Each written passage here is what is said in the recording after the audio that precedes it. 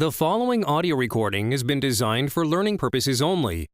Do not share, distribute, or provide any type of copies, or this audio lesson will not be made available to you. Good luck with today's lesson.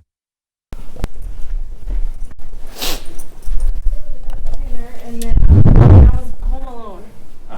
And then, there goes my favorites. I literally, my hair was up in a bun like this. I literally opened it and saw it was Arabic. I saw a belly dance just literally by myself. It was That's the way to do it. Good. That's so beautiful. That's so wonderful. Good. Yeah, exactly. I felt so good at it. My wife loves Mary J. Blige. Okay, she's like, you don't know Mary? Okay. All right. We got to talk about legal system today. Can't talk about Mary J. Blige. But anyway, my wife loves Mary J. Blige. Has loved her since she was a kid. And we were dating around 5 or 6 months or something. And I'm like, I'm going to get her a gift, cook her a nice meal, and maybe have a nice night together. You know what I mean? Right? And I got all planned. I'm like, oh, here you go, baby. Got you, And I give her What's the 411, Mary J's debut album. Just incredible start to finish.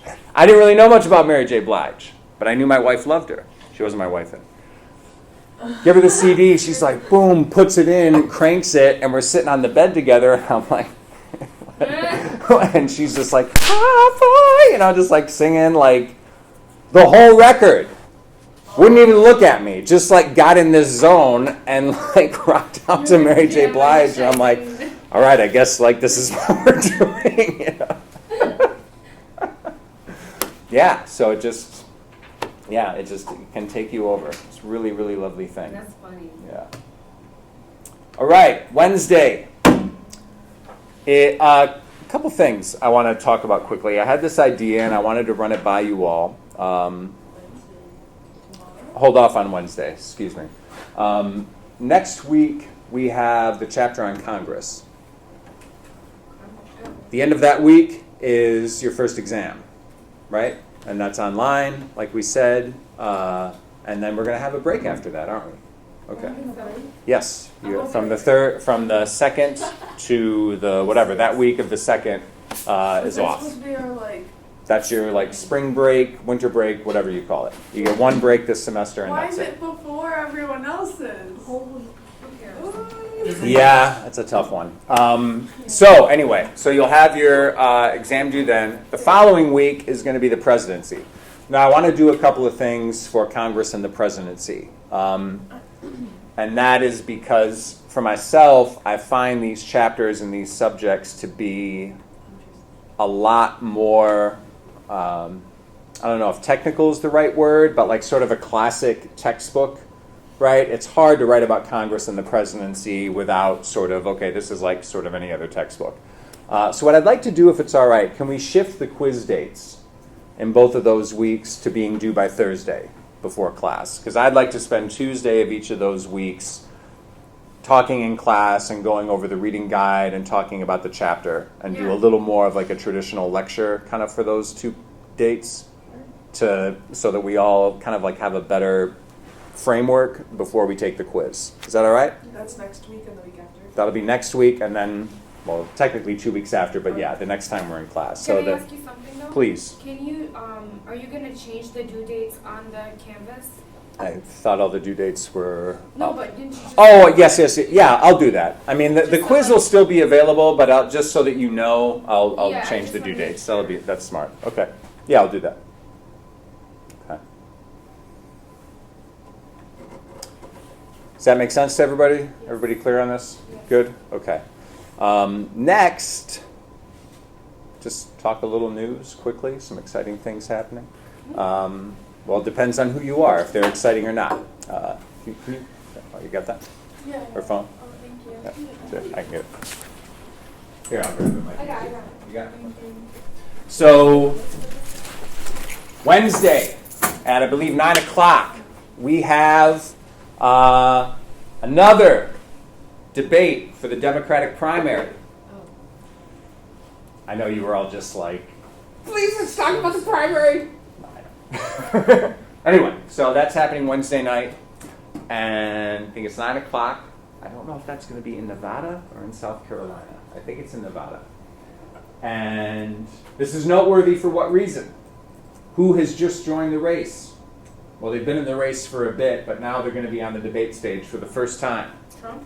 No, Trump is the Republican nominee. Oh. Bernie. So that doesn't. Bernie has been there since Buttigieg. 2016. No, Buttigieg has been Obama's the vice president. No, Somebody. Biden has been there too. As someone that we don't know. Oh, No. no. What's her name? No, it's a he. I don't know. Michael Bloomberg. Do you know Michael Bloomberg? Yeah, he was. You've heard of Bloomberg His commercials News? are annoying. His commercials are everywhere. Yeah, they're annoying. So Michael Bloomberg, who billionaire, former mayor of New York City. No, Wait, I governor did hear- of New York or mayor? He was mayor of New York. Mayor of New York. And CEO of Bloomberg News, Bloomberg Media Company. So this guy, talking about running a successful business, definitely that. Has made a great deal of money doing that work. Has a record as mayor of New York, and Michael Bloomberg has decided he's going to enter the race as a Democrat. He used to be a Republican, and which so did Elizabeth Warren. There's, you see a lot Why of did like he cross-party kind of things. Why did he change on that?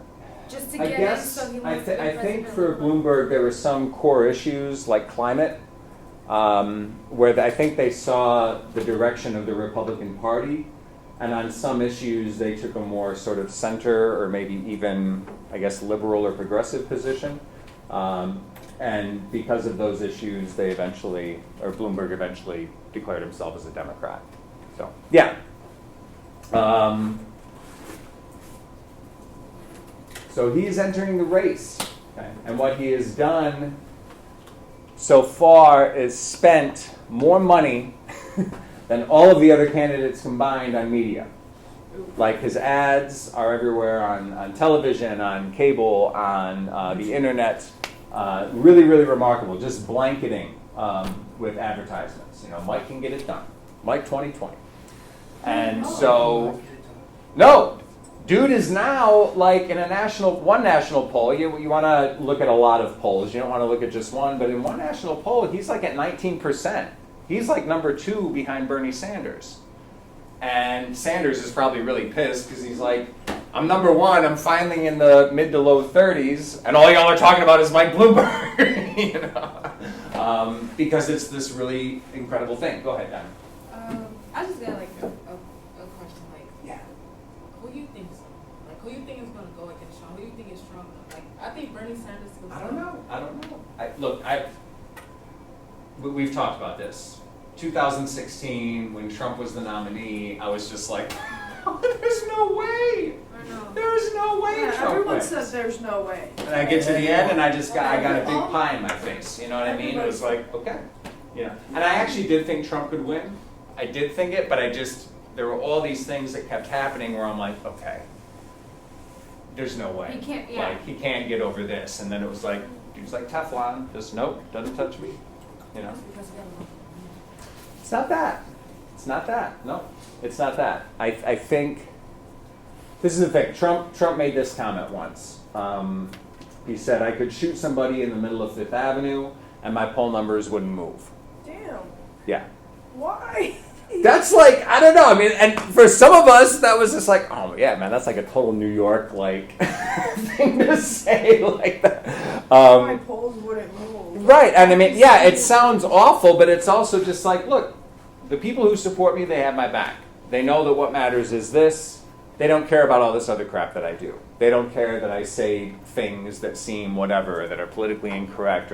And he's absolutely right. Like, looking at his base, no matter what happens, the base is there. Like, it doesn't go down. It doesn't, like, oh, we learned about this, or we learned about this, or we learned about this. It's like, we're good with him, And Even after his there's a whole presidency? there are a lot of interesting reasons for that, but that's basically it. Even after the impeachment, even after all this stuff, his base isn't moving. So now you've got to build a base, right? This is to win an election. Like, if you've only got a certain number of people, that you can count on, like that's tricky. Because if you're not building it, if it's not growing, then it makes it harder to win an election. This is one of the things Bernie Sanders struggled with. A lot of people were wondering, okay, you're talking about building this movement and you're going to be blah, blah, blah, but your numbers have kind of stayed the same. And a lot of people have said, well, maybe that's just because you've got so many other people in the field. Back in 2016, it was basically just Sanders and Clinton. Those were the only choices. But, you know, and Sanders does seem to be growing a little bit and expanding his base. But with Trump, it's just kind of flatlined. It's sort of the same. I don't know. I have no idea. I would a week before the election, I'm not saying anything either. I don't know. You know, we can see what the polls say. We can see what the numbers say. But I remember the New York Times, they had this thing at the top of their page in 2016 that was like, So we have to who's going to win the election? It was Clinton by like 90%. And then as the days went by, it was like, well, 85, 81, maybe 77% likely. And it just kept dropping. And then election night, it's like, Trump. So yeah. But I don't know who's going to win. I have no idea. It's going to be an interesting So we campaign. have to vote for the Democrats as a country. We have to go out and vote who's the Democrat. No. In the primary, you have, and each state runs their primary election differently. Usually in a state, if I want to vote in a Democratic primary, I have to register as a Democrat. If there's a Republican primary and I want to vote in it, I have to register as a Republican. Right? And you can change your registration. Like you can do that, you know, anytime. You can do that every 6 months if you want, you know. But yeah, you have to be registered to vote, and you have to be registered as a Democrat. Okay. A couple states allow like an open primary. Like if you're a Republican, you can go vote in the Democratic primary, and vice versa. But for the most part, in most states, you have to be a member of that party. Not a member, just declared, I'm a voter and I'm a Democrat. Does that make sense? So we don't go to the schools early in the morning and go vote. if you're registered as a Democrat, yeah. Oh, so we do. Yeah, if you can register as a Democrat, then you do it. And it's March, the election is the first week in March, or I think March 10th. For the Democratic primary in Michigan. So when does the Democrat get nominated? Like this is the person that's going to run against Trump in March? We don't know. Oh, this is the thing. So each party has a convention, right? Trump is going to be the Republican nominee. Right. The Democrats are still trying to sort that out. I'm just going to take one thing. I don't think this is necessarily going to happen, but let's say Bernie Sanders keeps expanding his base, does really, really well, wins enough delegates where they have a majority. If they have a clear majority of delegates, each of these states, like with Iowa, Bernie Sanders got 21 delegates, Pete Buttigieg got 22. In New Hampshire, they basically split the delegates too. So they each have a number of delegates. As they get to this magic number that's like 1,200 something, I think, after all these states have voted, after the primary in Hawaii and California, there's a thing called Super Tuesday, where you've got like at least 6 or 8 states that have maybe 12 that have their primaries on the same day. Whoever comes out, if Bernie Sanders comes out on that with a majority of the delegates, then the rules say, okay, you're the nominee. And then they have the convention, and they're like, yay, Bernie Sanders, we love you, even though we don't. Some of us don't really, but yeah, you know. And then Sanders and Trump, then they face off in the general election. And that's usually like the 2.5 months or so between the conventions and election day in November. Okay? But before then, Sanders is up against Buttigieg. Sanders is now up against Bloomberg. They're all trying to compete, saying like, I'm the best Democrat who can beat Trump. Okay? I feel like, well, that's kind of stupid. Why? Because, like, why do all the Democrats have to go through all of this just so they can be like, I'm going against Trump, when Trump is like, yeah, I'm here, whenever you guys are ready, let me know. Like, he But that's the way it always is. That's stupid. Well, what should they do instead? That's a good. Maybe it is Pick a ridiculous. Democrat. Just pick one. Stop being stupid. Just stop. But we don't agree. Why do we have like 18? But when the I know we had a lot. There were like 23, I think, at one point. Why? But the Republicans, everyone was laughing at the Republicans in 2016 because you had like 9 or 10 Republicans. They're like, are you serious? Like, And Trump was one of them. And they went through this process, and Trump won this, and Trump won that, and soon it was like whittled down, and the next thing you know, he's the nominee. And that's because that's how you do it. You give the voters in the states the choice to say, no, this is going to be our nominee. Did they do that for the Republicans Yeah, this year? of course. Oh. Well, and they're doing it this year, but because Trump is the incumbent president, There's no unless there's like a real split or division in the Republican Party, they're going with him. There are a couple of people who in Iowa and New Hampshire are running to take the nomination for the Republican nomination, but like Trump got 90% of the vote and they got 9% of the vote. You know what I mean? Like they're not gonna. I don't know what's gonna. I don't know what we'd have to learn about Trump for their base to go. I mean, I don't know, him selling PCP to a 5-year-old, like, do you guys even know what PCP is? Anyway, you know what I mean? Like, him selling drugs or heroin to a 4-year-old, I don't know. Even that, I don't know if anyone's going to... I'm just saying, it's like the base is like, no, man, we're down. You got our back on the things that matter to the conservative Republican base. Whatever Trump's personal things, he's delivering. He is delivering.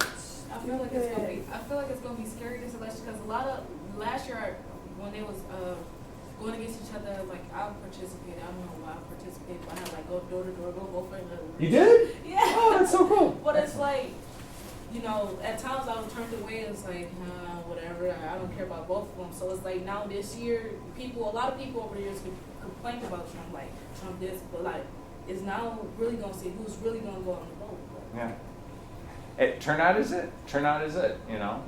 And that's the thing. There was a lot of people, for example, criticized Hillary Clinton. Yeah. Because it seemed like her campaign took for granted that they would win Wisconsin, Michigan, I think Illinois, Pennsylvania, some of these Midwestern states. Mm-hmm. And so she didn't spend a lot of time there and didn't spend as much money there. And if you look at the vote breakdowns in those states, in some cases Trump won by like 15 or 20,000 votes. Like that's it, because Democratic turnout was down a little bit. Like they weren't necessarily inspired to go out to vote. So yeah, turnout is key. You know, when people talk about, oh, my vote doesn't count, like I get it. If I live in California and I'm a Democrat, I pretty much know the state's going to go for a Democrat. I mean, it's, you know, at least for the president. Like, and this has changed periodically, right? Sometimes a Republican does win California. But in modern times, usually you're like, okay, if I'm a Democrat, I might go out and vote, but I also might stay home. And likewise, if you're a Republican, maybe you also are going to stay home because you know your candidate isn't going to win, right? And in a presidential election, California, remember the Electoral College. California has 55 electoral votes. Let's say it's Sanders versus Trump. If Sanders gets 60% of the vote in California, Sanders doesn't get 60% of the electoral votes. They get all of them, right? Trump doesn't get 40% of that 55. Some people think they should, right? Like, Trump got 40% of the vote in California. Why doesn't he get any electoral votes? That's not fair. But the electoral votes are winner take all. So if you get 50% plus one person, you get all 55, right? So if you're a Republican and you feel like, well, I know the Democrat's going to win, maybe if they split the electoral votes, I might have some motivation to go vote. But they don't, so, you know, I'm going to watch The Walking Dead and eat Haagen-Dazs, you know, like that's... I don't know if that would be, or something else that isn't going to make you vomit. What's that? I feel like life is so different because I remember like when Obama was first running, I was in 3rd grade and people was like, it was promoting, like I was on the bus from school, people was like, Obama. And I was like I feel like when people don't see nothing serious to take a bet, they don't care, like Bernie Sanders right now. I'm not even vote for Bernie Sanders. I don't know though, I mean, I think Obama represented some things for people, right? Obama represented some things. I didn't vote for Obama, but I definitely saw the significance of his election. Okay. Who was running against him? In the first election, it was Obama versus McCain, and then for the second term, he was running against Mitt Romney, who's now the senator for Utah. Okay, and Obama won both times. So, notice I didn't say who I voted for. I just said I didn't vote for Obama. But the morning that Obama won in 2008, I was sitting here in my office. It was like 6:30 in the morning, and I'm looking at the news. I'd been up all night anyway, like following the whatever. Are you that type? Oh my god. Yeah. And you see all these pictures from the victory rally, right? And I got to this one picture in the news spread, and there's this black woman who's like 80 some years old or 90 years old, sitting there and just head up and like tears streaming down her cheeks. I was sobbing. I was bawling my eyes out. And then you get to the picture of like, you know, the young black man and his white girlfriend, and they're hugging, and it's like, oh, and we've crossed that too. You know what I mean? It was all these like images of like progress and like, you know. And you look at the picture of him and his kids, and I was like, Michelle Obama and those two daughters are the descendants of slaves, right? And they're about to move into a house that was built by slaves, right? As part of the, and that just broke me down. I was like, oh, man, this is really incredible. Like, this is really incredible. So I definitely saw the significance of the moment, right? And I think Sanders signifies something else, or symbolizes something else. I think Trump symbolizes something else, right? There are people Barack Obama's like portrait is hanging in people's homes, right? Like, My dad still has it. there you go, Really? you know? Yeah. I love I mean, people have Trump's picture up in their home. You know what I'm saying? No, but that's, of course, you know, like, and they are, you know, what they see in Trump, what Trump symbolizes to them. I mean, a president is a symbol of a lot of things, right? And who knows what that means, right? I mean, let me put myself in the shoes of a Trump supporter, right? Trump is somebody who, Speak his mind. in this whole like decades-long effort to sort of like be like global citizens and to like, oh, we're going to be part of this world community and this, and finally someone like Trump comes along and says, no, man, we're America. Like, let's fight for America first. Let's do what America needs. Let's focus on our needs, okay? The rest of the world can frickin' wait, I know. right? Whatever the reality is, I'm always worried about the whole world. there and you not go! us. You love Trump. No, No, I'm just saying. No, that's not the point, though. I get what you're saying, literally. but that's the thing. No, Trump, a but lot of President people. Bush, like, he literally wasted so much money invading my country, and now I'm here. Like, I can be back home now, but Yeah. I'm here. Thank God I am, because I have better choices for like girls and women, you know, versus Right. back home. But seriously, Yeah. we And that wasted. was, Like, that's why we had our economy go downhill Yeah. in 2008, Mhm. right? Yeah. And that is something that Trump also tapped into, because Trump was a different Republican candidate, and that he was very much outspoken against that kind of military, We the wasted U.S. our money. having that, It was taking such that a role. waste. Yeah. So, I mean, that's the thing. Trump symbolizes a lot of different things for people, you know? And so, I don't know if Sanders is going to be, I don't know that Sanders can have the same significance that an Obama election, that what Obama's election meant. But I think Sanders also, in terms of policy, so look, in terms of policy and what the policies could actually mean for the country, Sanders is like going to be much more transformative than Obama, right? Obama was basically like, he was kind of a center, sometimes a little conservative, sometimes a little liberal, depending on the issues, but he was kind of right in the center when it came to a lot of issues. Sanders is like very different, you know? So that, from a policy perspective, now, can you motivate people on policy? I don't know. But we'll see. Isn't that how we get our opinions on them, though? On what they're going to do, what policy they're going to, like, have in their presidency? Maybe. Because I don't know. Because I don't sit there and I'm like, oh, Trump has blonde hair, I hate him, and like Sanders has whatever hair. And No, but we might focus on Trump's hair being whatever and his makeup. There's a picture going around where you see Trump's like makeup and the spray tan The or whatever it wig is is, and the like, hair. flying. Yeah, and it's just like, and I see that and I'm like, okay, I don't, whatever. Like, catch me on a bad windy day and please don't take my picture. You know what I mean? Like, whatever. I don't. But for some people, that's like, look at him, dummy. You know what I mean? Like, they get all like whatever. And I'm always the kind of person that's like, I don't care. Like, what's he doing? Right? What are the impact of his policies? And a lot of us care about that. But studies actually show that when we go to vote, policy is not one of the things that is really motivating us. In some cases it is. But in a lot of cases, usually around half, this is the thing. Let's say Sanders and Trump are going head to head. You're going to have, this is the way it's been. I don't know if this is the way it will be. But you would have maybe half of Sanders voters not voting for Sanders. Right? They're not there, and if you ask them in exit polls and public opinion polling, like, why did you vote for Sanders? You know, I hate Trump.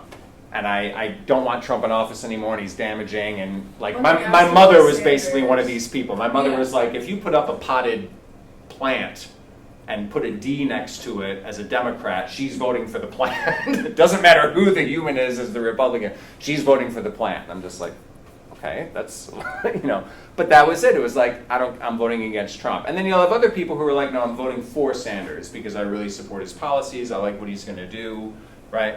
And then on the flip side, you would have people, the 2000 election was big for this because you had only about half the country voted, about 50%. So 25% goes to Al Gore, the Democrat, 25% goes to George W. Bush. Actually, like maybe 24 or 25.1% and 24.9% for Bush because it was really, really close. But it was about evenly split. Well, when you broke those numbers down, like half of Bush supporters were just voting against Gore, and half of Gore supporters were just voting against Bush. So when you ask, like, how many people actually like voted in favor of this candidate, it's like 12% of voters. And when you break it down like that, you're like, ugh, I don't know if I like that, you know? But it's like Iowa. Iowa goes first in the primary. You know the percentage of voters in Iowa who voted in that primary? Do you know how many Iowans voted in the primary? Freaking 6. I think it was like 6%. And you're like, and you're first in the nation, do not represent the country at all. Most of the country does not look like Iowa, right? But you're going, and it's only 6% of you who are potentially determining which candidate has the, you know. Yeah, voting is weird. Is this on? Oh my goodness.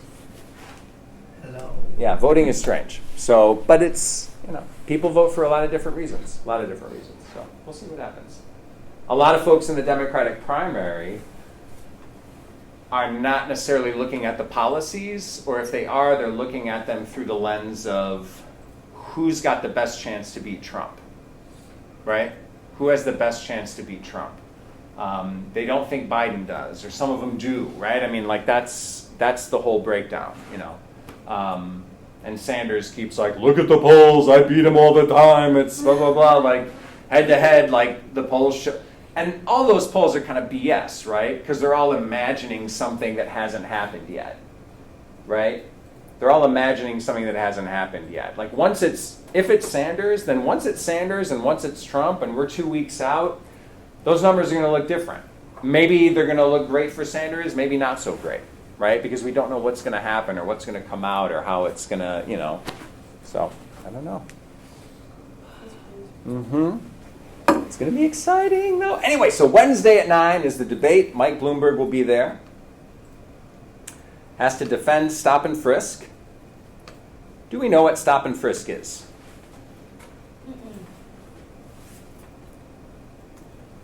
Where you're stopped and Where you're stopped and you're frisked. Yes. Okay. Has anyone heard anything about this? No. Okay, this was a policy in New York City that was begun under Rudy Giuliani.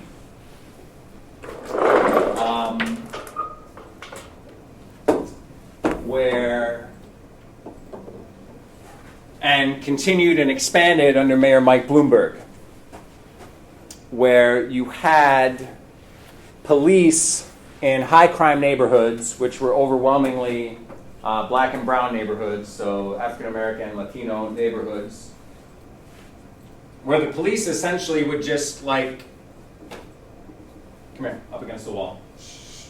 Just, you're walking down the street, maybe you're on your way to work, going to see a friend, or maybe you're going to commit a crime. Like, it's not, you know what I'm saying? Like, it didn't matter. There was no indication that you were doing something wrong or not. It was just stop, frisk, let's see what you have on you.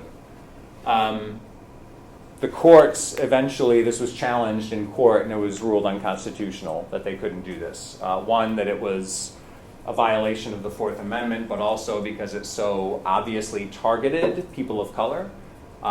They weren't doing this in white neighborhoods, you know. Since it so obviously targeted people of color, that it was obviously discriminatory in its application. And you had a lot of, has anyone ever been stopped and frisked by the police? No? Okay.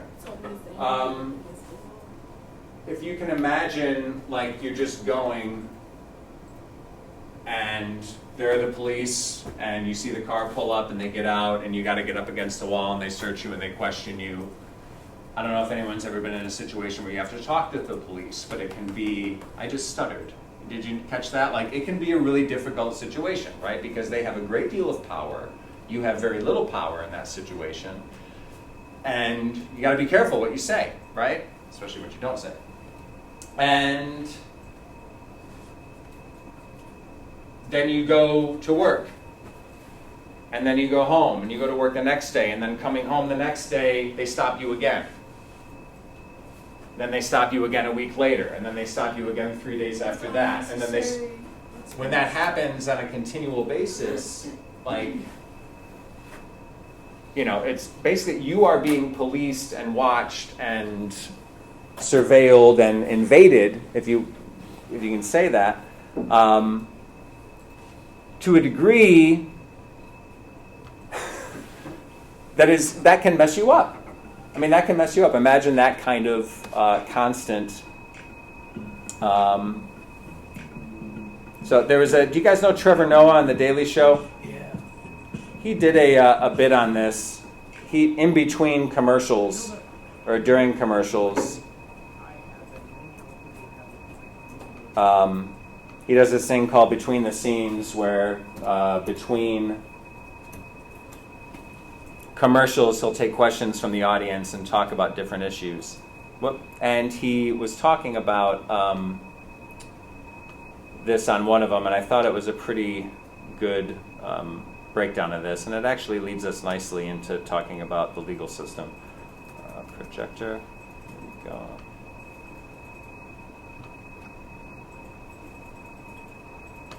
Trevor Noah used to be on The Daily Show when Jon Stewart was the host, and he got the gig. He's actually originally from South Africa.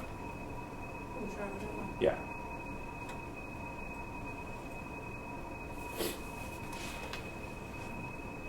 You know, the biggest issue I think I have and many other people have with Mike Bloomberg and how he's defending his stop and frisk record is that he doesn't seem to know what he's defending.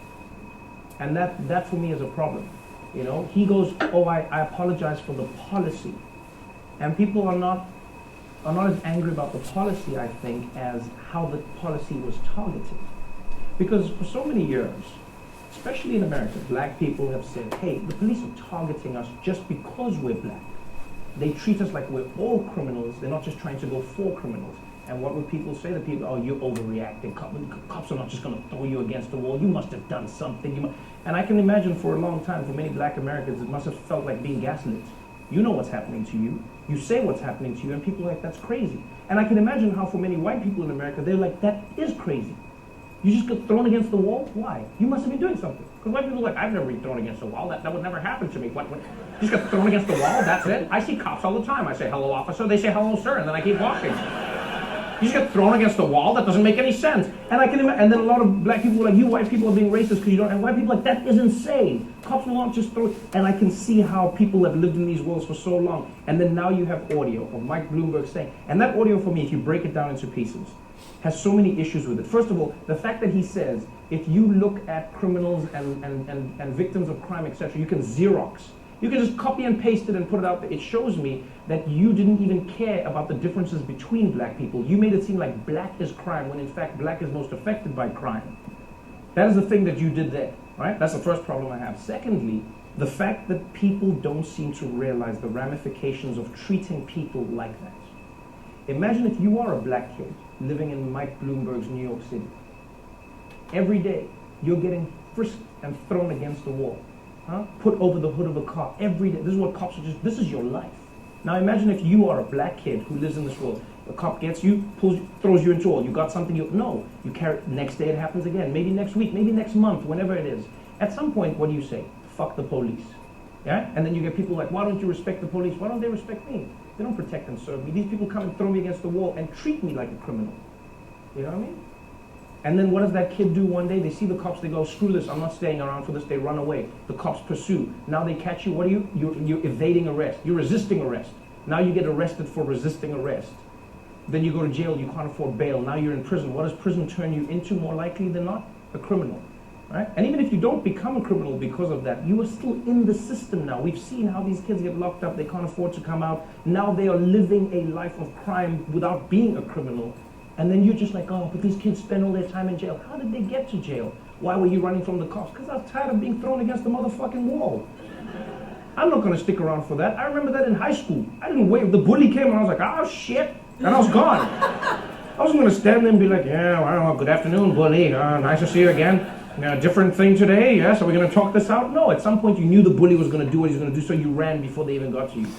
And then people are like, why are these kids running away? They don't respect the police, but do the police respect them? And that is something no one can deny. If you've ever been in a rich neighborhood specifically, not just a white neighborhood, but a rich neighborhood, you will see the relationship that police have with those communities. It's very different.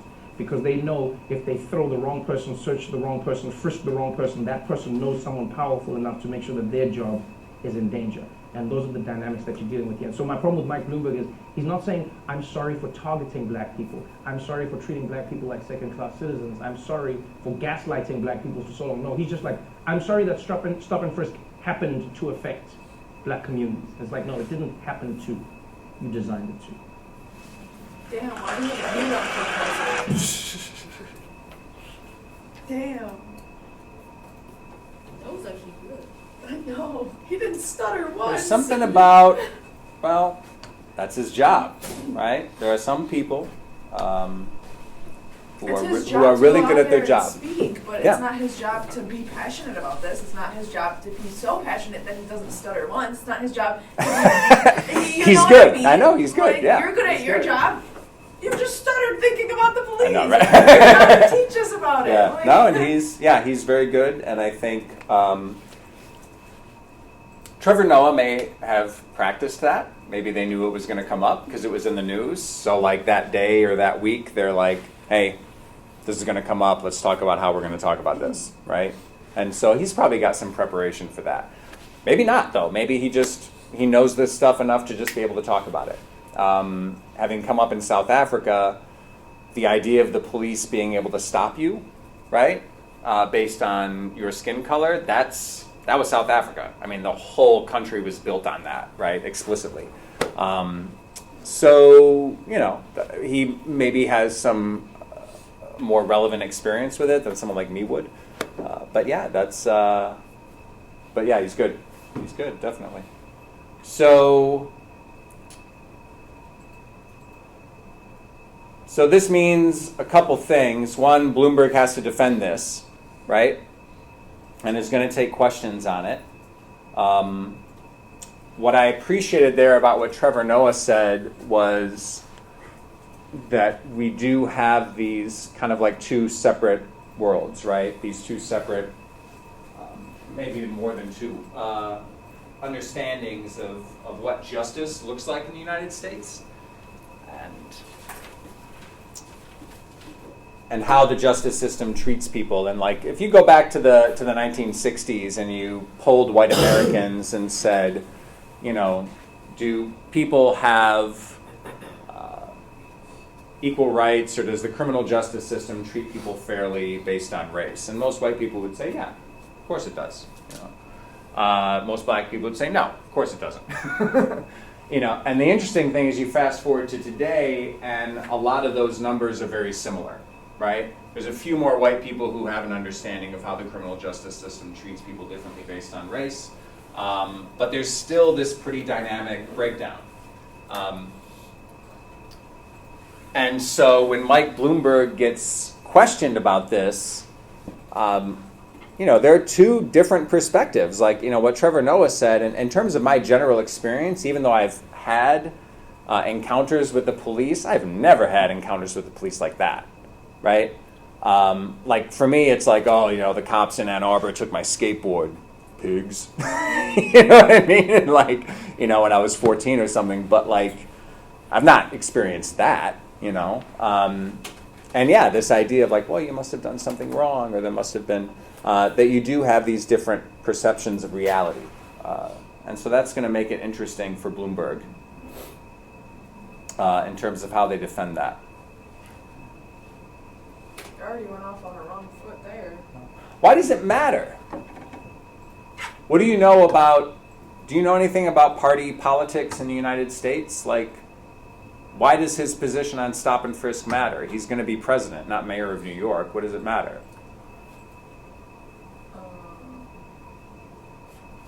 Because he has the power to end it or continue it. Yeah.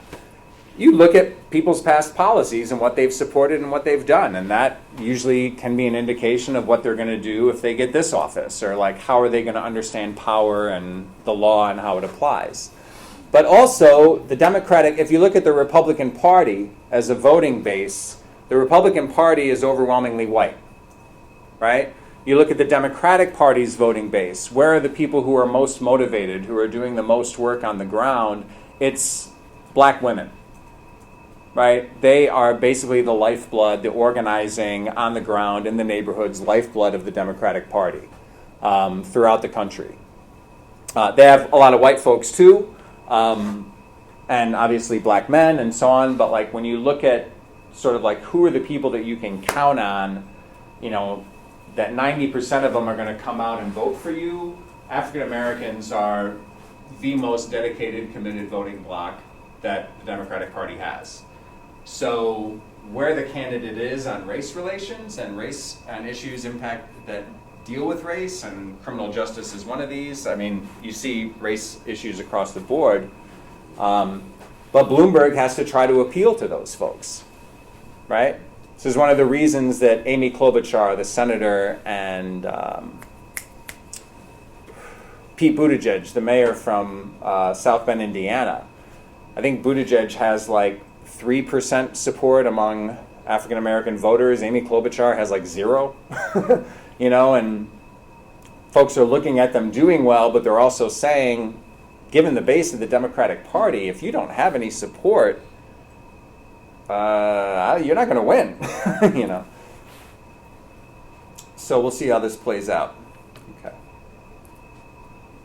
But that question of justice and how the law is applied is central to this chapter that we read. And the whole U.S. system, the whole U.S. legal system, from criminal laws to the protections in the Bill of Rights and the original Constitution, are all premised on this idea that, you know, we don't have a king, right? We don't have a king. In the U.S., the law is supposed to be king, right? I'm not king. I don't have more power than other people. The law is what says what is, okay? That's the principle. That's the idea. The reality is that human beings with agendas and motivations and biases, right, are in charge of interpreting those laws and enforcing those laws, okay? So the law may be colorblind, but if the sheriff in my town is a white supremacist, right, then how the law is applied could be, you know, could be very different. Does that make sense? Okay? And that's kind of been the struggle throughout our history of what the legal system means in its application.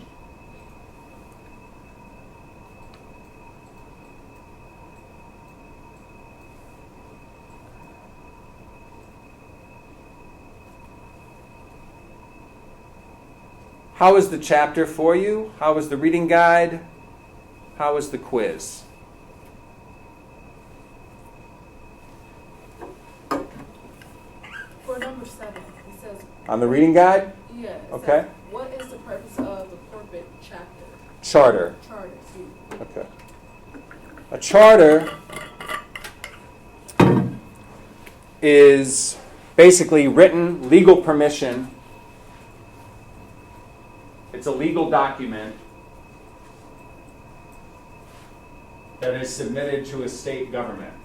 And it says, this is the purpose of this corporation. A corporation is a collection of individuals who are joining together to do something. Okay? If it's the Ford Motor Company, you're joining together to produce and sell cars, right? If it's Apple, you're whatever Apple does, right? Okay, computers, phones, services, and so on. So you're joining together to do something, right? And so the charter lays out how much capital, how much money you have, who is on your board, what your actual business goals are, what your reach is. Are you only operating in this geographic area, or you're operating in a larger geographic area, and so on. Okay? So the charter is a legal document that is, if a corporation doesn't have a charter that's recognized and filed with the state government, then it can't exist as a corporation. Right? So a corporation exists because a state government says it can. Okay? It applies basically for the right to exist. Okay, so that's what a charter does. Did you all understand this part about the idea of the corporation as a person? Okay. A couple of things about that. Corporations don't have every single right that an individual person has. They have some rights, not all rights that an individual person has. And when you look at the function of a corporation in doing business, I think that there are some arguments that make sense as to why this status of personhood is a good thing. On the other hand, there are also issues that come up with how much financial power corporations have, and that when you merge that financial power with individual rights that someone like me doesn't have or you don't have, then you can see areas where things can get troubling or concerning or complicated. Why did I include that in the chapter? Do you remember? Why did I spend 3 pages or whatever it was talking about corporate personhood? Yes. Corporations were given the right to be treated as people, and like money is now considered free speech. They can use that to voice their political beliefs. Okay. So The political power of corporations, in part, is and their economic power too. Just their power. You can't really separate political and economic, right? Because politicians pass the laws that shape the economy. But yeah, that is connected to this status. Go ahead. yeah, so it kind of like maybe what you were alluding to, it like begs the question: who, our current political system, does it reflect individuals like you and I are, our needs, or is it corporations? So. Right. And can it reflect both? How do you achieve that balance? Or do you need a balance? But that's true. But for me, like the big point of it, what was the basis? At least by the law, what is the basis for corporations having these rights? There was a law. Actually, there's a part of the Constitution. Which amendment? Do you remember? What? Which amendment is cited as the reason or the foundation for corporations having this power? 14th. The 14th Amendment, okay?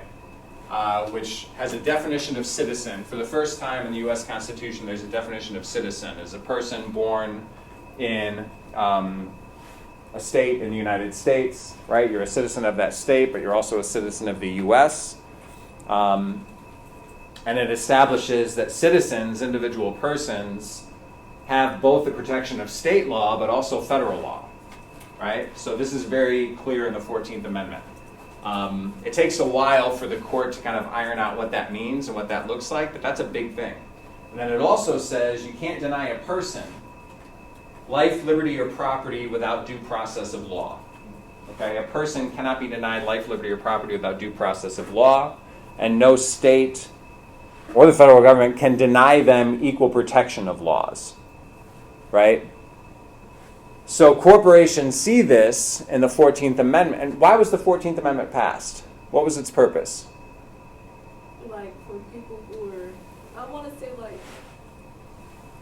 It was passed in 1868. Like slaves. Yeah, the purpose of this is one of the post-Civil War amendments. We have the 13th Amendment that says slavery and indentured servitude, except as a punishment for crime. That's a serious qualification. But no slavery or indentured servitude.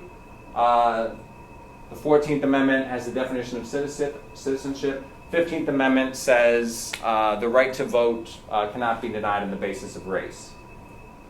So all of these are like post-Civil War amendments. We're saying, okay, we have all these newly freed people who were formerly enslaved.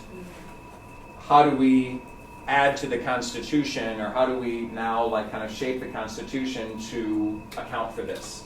Okay, because obviously the desire is going to be, how do we return these people to subjugated status? That's what everybody wants to. Not everybody. That's a lot of people want to do, right? And so these changes to the Constitution are trying to cement or protect their rights.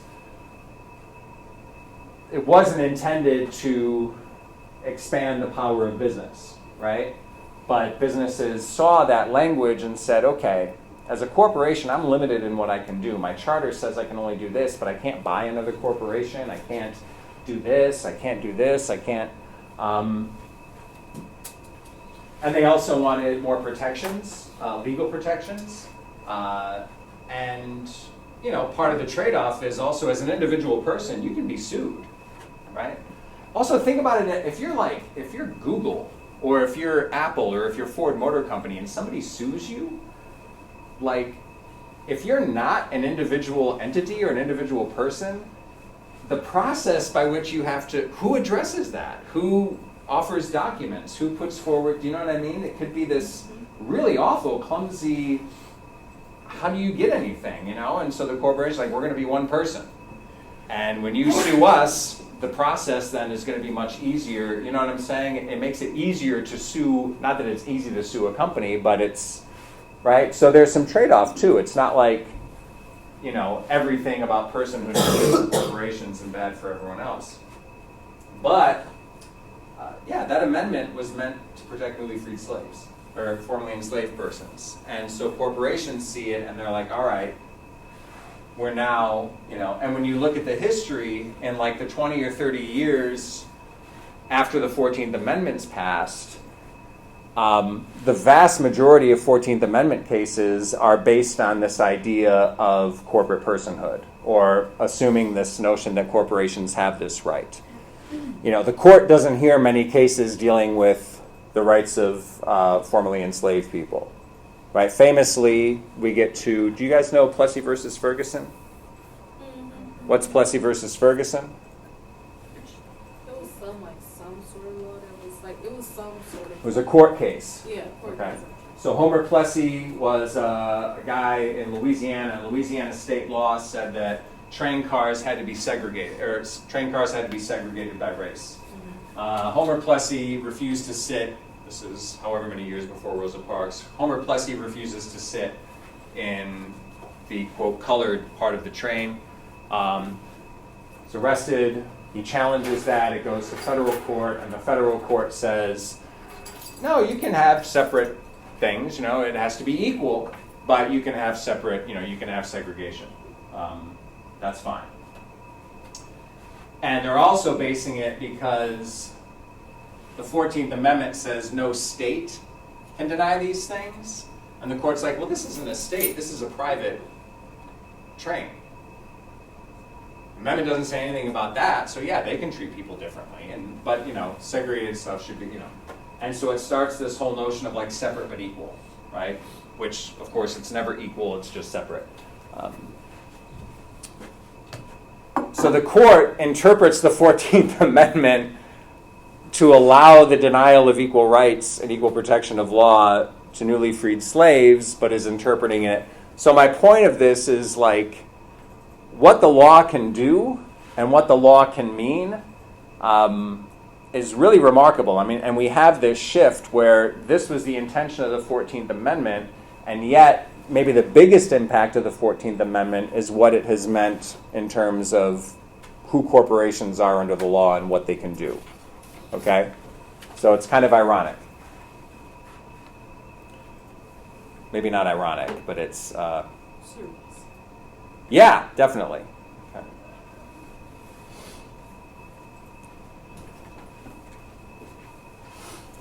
People wonder why some lawyers make a lot of money. Like, if you've got an imagination and you can come up with a good argument and you have connection. This is the other thing, too. When you look at the Supreme Court at the time, and I think I say this in the text, most of the people on the court who were justices on the Supreme Court, their background was in corporate law. They had served as corporate lawyers. They had come from the business community, right? So when these corporate lawyers are coming into court and arguing their cases, and a lot of times they know each other or they know their reputation, but it's like they're making arguments that make perfect sense. You didn't have like half the court are union activists or community activists. You know what I'm saying? Where you could have more of a debate. Like most of the people on the court were like, yeah, of course corporations are people. Cool. So, who's interpreting the law and who's enforcing the law means everything.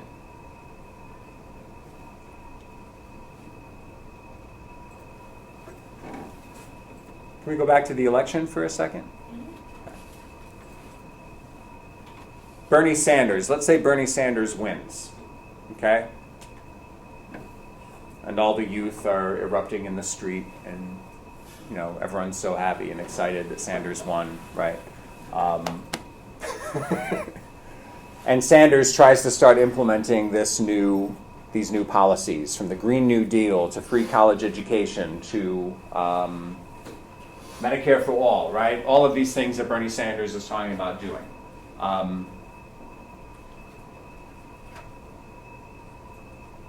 Just for the record, by the way, I don't know if it matters, but like I look at the Green New Deal, I look at free college, I look at Medicare for all, I'm like, yep, no brainer, let's do it, right? I'm down with that. Doesn't mean anyway, but I know what's going to happen, and that's that each of those policies, some aspect of those policies, or maybe the whole policies themselves, are going to be challenged in court. This is what happened in the 1930s. Franklin Delano Roosevelt is elected in 32. You've got this massive wave of like pro-labor, pro-worker Democrats elected in Congress in 1934. And boy, they start in with the New Deal legislation. Like, okay, no more child labor. We got overtime protections. You got minimum wage. You got the right to organize unions. All this stuff. Social Security, blah, blah, blah. And all of it is being held up in the court. All of it's being held up in the court. The country's behind it, the Congress is behind it, the president's behind it. It's just these 9 dudes on the court are like, no! Right?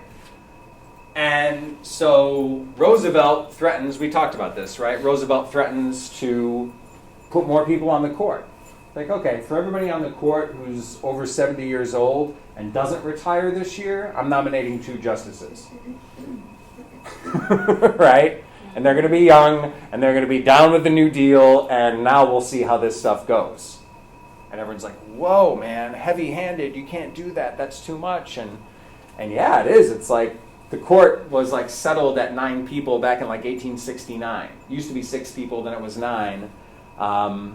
And that's seen as like, whoa, you're basically molding the court so that you get your way. Yeah, you know. I don't know how I feel about that, right? But a couple of people on the court see it and they're like, okay, we gotta, you know. I mean, the way we want to remember the New Deal is like, yay, Roosevelt saved us and we're all down, and the country was like, oh yeah, we shouldn't have this way. But like, what happened is like bloodthirsty, kind of like bare knuckle politics, you know? FDR saying, I don't care, I'm gonna pack the court, you know? So anything Sanders tries to do is gonna find its way to the courts, right? And those courts, you have people who were nominated under Reagan, who are still there. Reagan was president from 80 to 88. You've got a lot of people who were nominated under George H.W. Bush. Okay. That crew is sort of like this more old school kind of conservative Republican. Might have some kind of liberal positions somewhere, but they're like kind of it's a different breed of Republican, right? And so they, some of them are still on the court. Clinton was president, I almost said mayor. Clinton was president for 8 years. Most of his Supreme Court nominees were not super liberal or progressive. They were kind of like in the center, moderately liberal. Some of them were more conservative. Then you got George W. Bush for 8 years. He nominated a ton of people on the courts. He nominated young folks and he nominated super conservative, super ideological people, right? You had Obama for 8 years. His record looks a lot like Clinton's. Obama didn't like nominate a whole bunch of like super radical left. Everyone thought Obama was a socialist. No socialists got nominated to the court, right? I mean, he nominated kind of like right up the center, kind of like middle of the road people. So the court for the past several presidencies has been shaped in a very like kind of conservative direction, you know, moderate to conservative direction. Trump is setting records. This is one of the reasons, like, you know, why doesn't his base, why do people still like him? Because he's putting the right people on the court, you know. What Trump does as president in terms of policy, that can be undone. You know, people can do that. Presidents can issue executive orders and kind of like try to, you know, balance things out away from what Trump did, but you can't take the people he put on the court off the court. And that's where Trump's legacy is really going to be felt. You know, now if you're down with Trump, you're like, oh, way to go, man. That's why we put you there. I wish you'd tweet less, but that's what I want, right? So nobody's really having this conversation because it's a tricky conversation to have in a debate. But, you know, what happens when Sanders passes this stuff? Everyone's saying, oh, the Senate, if it's Republican, won't approve it. What if the Senate's Democrat and they approve it? It still has to go to the courts. It's going to be challenged in court. So the courts are huge. Anybody know Barbra Streisand? Heard of Barbra Streisand? All right. She's like this big, like, liberal Democratic activist. She's obviously a singer too, but she. Remember some speech she was giving. She's like, "Here's the reason I'm voting for Clinton. Supreme Court. There are 3 reasons: Supreme Court, Supreme Court, Supreme Court."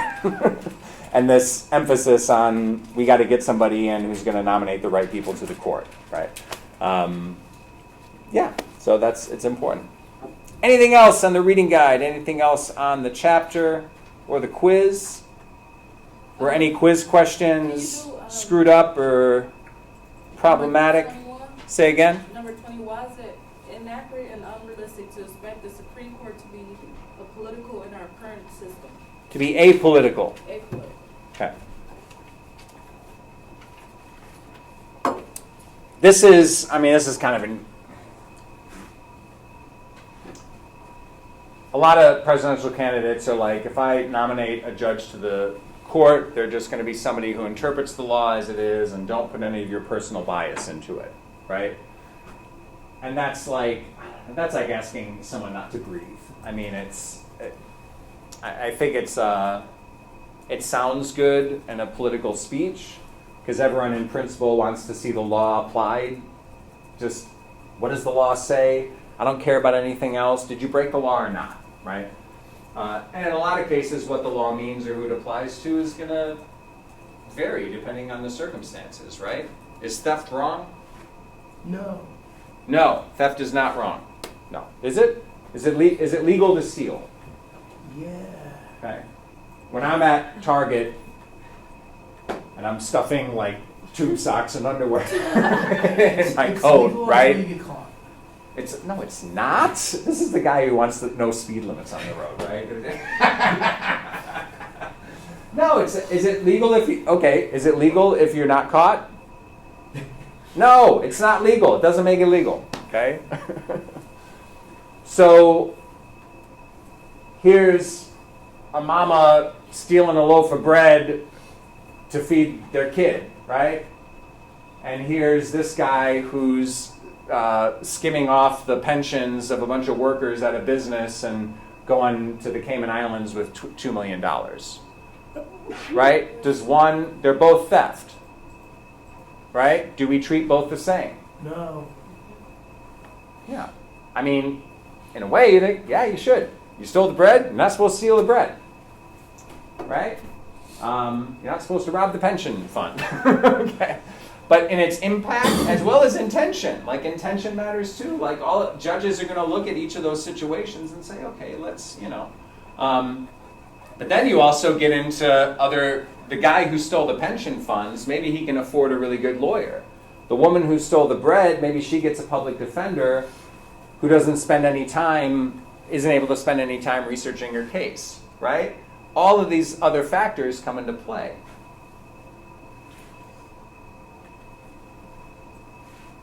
So we want to have Supreme Court justices and just court justices and judges in general who are going to apply the law, but most of us also recognize that there's a lot of different factors that go into each case. So the idea that the court is not going to be political, the idea that the people who sit in judgment of a particular case can totally shed their own personal biases, prejudices, socialization, their class status, how they were educated. You know what I mean? Like, for some of us, like, there are some questions that we don't even think to ask because of how we were educated and socialized. For others, it might be the first question you ask, and that could totally change your perspective, right? So they're going to be political, and the choosing of those justices and judges is political, right? There are all kinds of political factors that go into them. What's the most important factor in why a president chooses somebody to sit on the court?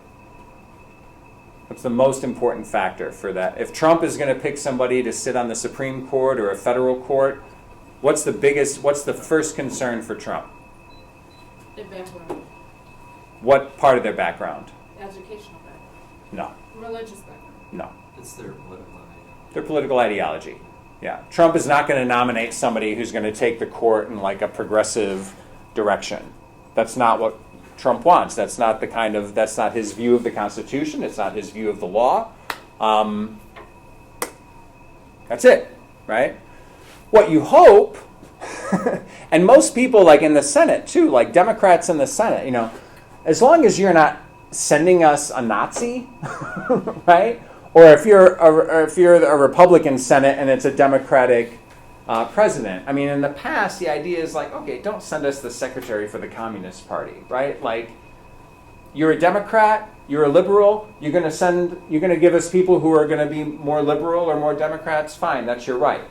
But let's remember that this is somebody whose decisions are going to apply to the whole country, and let's try to get somebody who's at least fair, who's going to, right? Now we're at a time actually where it looks like if you have a Democratic president and a Republican Senate, the Democratic president doesn't get any of their nominees through, right? And I don't know what's going to happen if the Democratic Party takes the Senate and President Trump wins re-election, right? Is that Democratic Senate going to approve Trump's judges? They might. They might. The Democratic Party is usually more down to follow procedure, right? Like that. So they might, but partisanship, like party loyalty is so much right now, maybe they won't. I don't know. We're in a new era. It's very exciting. All right. Anything else on this reading guide or quiz? So let me get this straight. For number 21, I put it's because not people are in charge of someone's life. They tend to be biased. They don't understand someone. Their decisions apply to the whole country. I gave you a really bad, convoluted answer. That's possible. Let me put it this way. Okay. Why is it inaccurate and unrealistic to expect the court to be apolitical? Apolitical means non-political, right? One, because human beings are political creatures. Two, the process by which justices and judges are nominated and approved is a political process.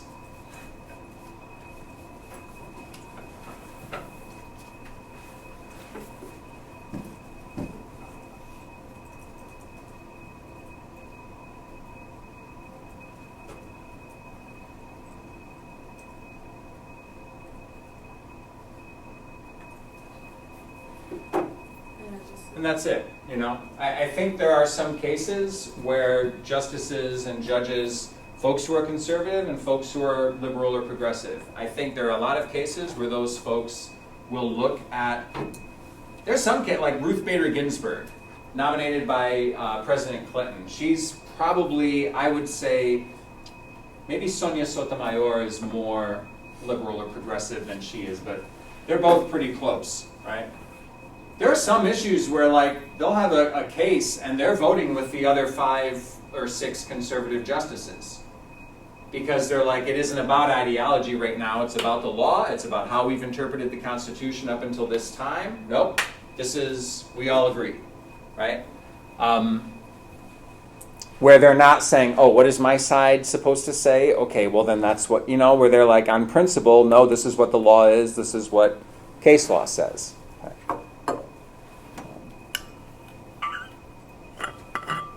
You know, you do have judges and justices that can do that. But you also have judges and justices who come on the bench and they have a particular view. You know, they have a particular idea about the law. Maybe they think that free speech should be limited. You know, not completely, but to some degree, yeah, maybe there should be limits on free speech. That could be around campaign spending, maybe like what Jack was saying earlier, maybe money doesn't equal speech.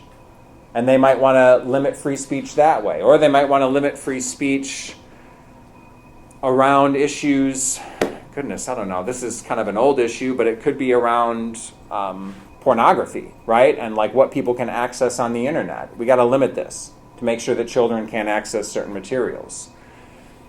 And a lot of us are like, yeah, that's cool, especially parents whose kids have phones. You're like, yeah, I'd like to have more limits on what my kid can stumble across online.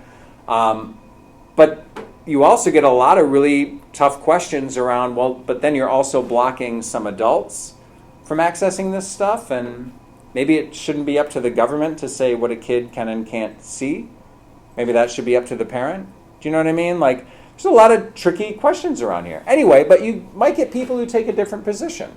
You know, and so when they get on the court, if they have a free speech law or a case that comes before them, they might be like, all right, now I get to maybe see if this applies, right? Let me look at this case, and because they're interested in it. They're interested in that aspect of the law. Okay.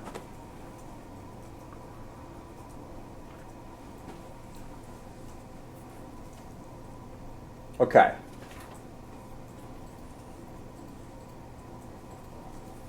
A lot of this chapter was, you know, about kind of things like jurisdiction, the appeals process. In most 50 states, you have a very similar structure to the federal system, right? We have the state court system and the federal court system. Was you all clear on this? Okay.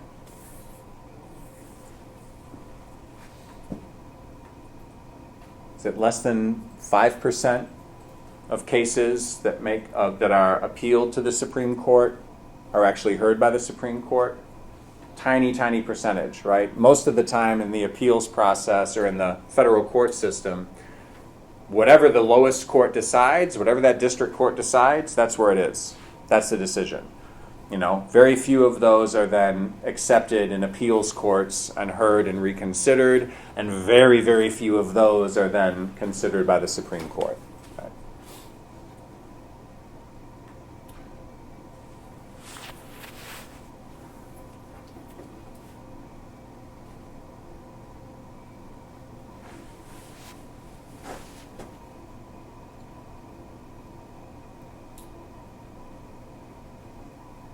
Why don't we do this? Let's stop for today.